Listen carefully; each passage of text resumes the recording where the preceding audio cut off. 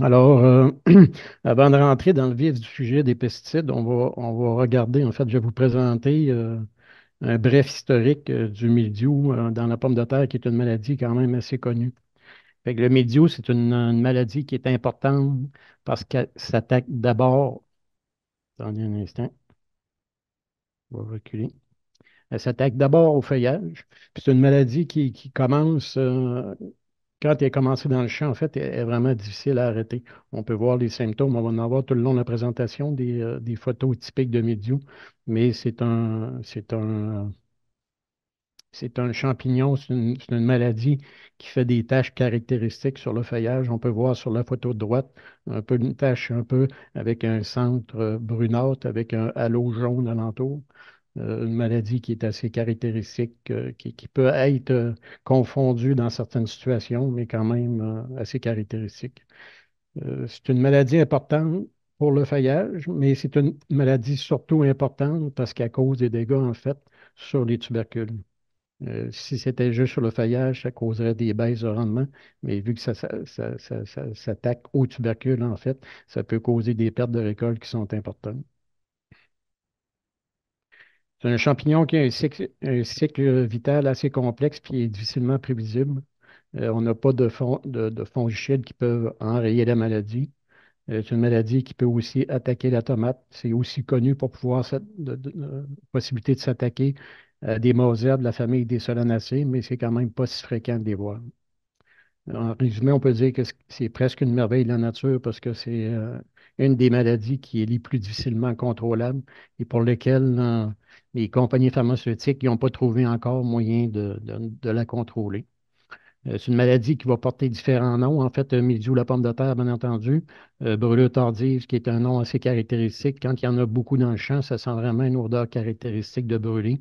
En anglais, Late Blight et aussi Phytophthora, qui sont quatre noms qui sont connus pour euh, appeler la maladie. Vincent Filion, il avait écrit un bulletin RAP qui décrit en fait le mildiou, la pomme de terre, l'évolution des souches, les débuts de la maladie, comment ça peut être diagnostiqué.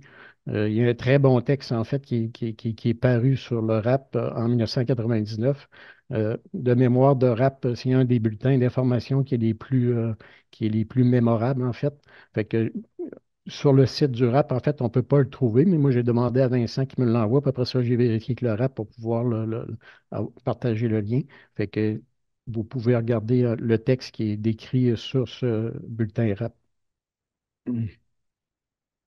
Historiquement, dans le milieu, c'est connu pour avoir causé la famine en Irlande. J'ai mis deux liens ici qui parlent en fait de la maladie en Irlande. Ça s'est passé au milieu du 19e siècle. Fait qu'il y a un lien qui est de Radio-Canada, puis il y a un lien qui est sur Wikipédia. Mais en cherchant Milieu, famine en Irlande, il y a plusieurs liens qui vont sortir. C'est connu quand même sur le web. Dans l'histoire plus récente, c'était aussi une maladie qui a été souvent présente. On pourrait dire que depuis le début des années 90, il y a plus que le tiers des années où on a observé la maladie. J'ai mis un peu quelques années où la maladie était présente de façon plus marquée. Bien entendu, 2023 qu'on a eu. Sinon, si on recule un peu dans le temps, 2013-2014, la maladie est apparue à la mi-août avec un niveau de développement qui était quand même assez faible, mais c'est observé sur des sites qui avaient cessé de traiter en fin de saison. L'année 2011, ça a été l'année où on a eu aussi un peu en fin de saison. C'était surtout en fait les sites bio qu'il y en avait. Puis ça s'est développé suite aux pluies importantes qu'on a eues entre la mi-août et la mi-septembre. Puis ça a été caractérisé par l'année de l'ouragan Irène qui a fait énormément de dégâts. Fait que suite à ça, il y a eu des pertes en champ qui ont été notables, particulièrement en fait dans les sites bio. L'année 2008 et 2009 aussi, c'était 2 années. Moi, dans ma tête, c'est l'année 2008 qui était la plus importante. On a eu des dégâts qui ont été observés dès la fin juillet. Mais le temps qui est sec qu'on a eu au mois d'août qui a ralenti la progression ou carrément arrêté la maladie. En 2004, c'est probablement l'année la plus importante dans l'histoire récente, en fait, du milieu. Maladie qui est apparue dès la mi-juillet, avant la mi-juillet même. Puis il y a eu quelques champs qui ont il y a eu plusieurs champs, en fait, qui ont été défanés en juillet parce que la maladie était complètement hors de contrôle, puis tout devenait complètement brûlé dans les champs. Puis encore là, en fait, pas en 2004. En fait, en 2004, il y a eu des pertes de récolte en bio aussi. Puis sinon, si on remonte à la décennie qui précède, dans années 94, 96, 98, c'est 3 années où le mildiou a aussi été présent de façon modérée, mais ça a quand même été des années où on a observé l'arrêt de l'efficacité, en fait, la fin de l'efficacité du ridomide qui a été utilisé à ce moment-là comme éradiquant. La souche qui était présente à ce moment-là, c'était la souche US8 de type A2.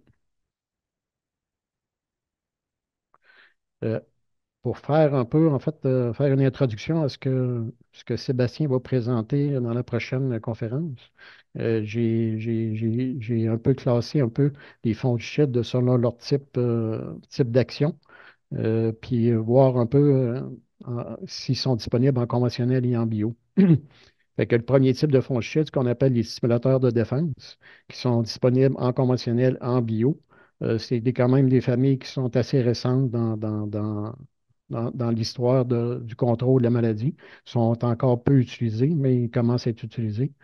Les fongicides de contact, qu'on appelle aussi les protectants, qui sont disponibles aussi en bio et en conventionnel. Les produits systémiques protectants, là, j'ai indiqué systémique pour les trois prochains, mais il y a différents types de systémie que Sébastien va pouvoir un peu décortiquer tantôt. Ce qu'on appelle les systémiques protectants qui sont simplement disponibles en conventionnel. Il y a des produits systémiques qui ont un effet curatif, mais sur un arrière-effet post-infection. Autrement dit, une fois que l'infection est faite, mais avant la sortie des symptômes, ils peuvent aller enrayer la maladie.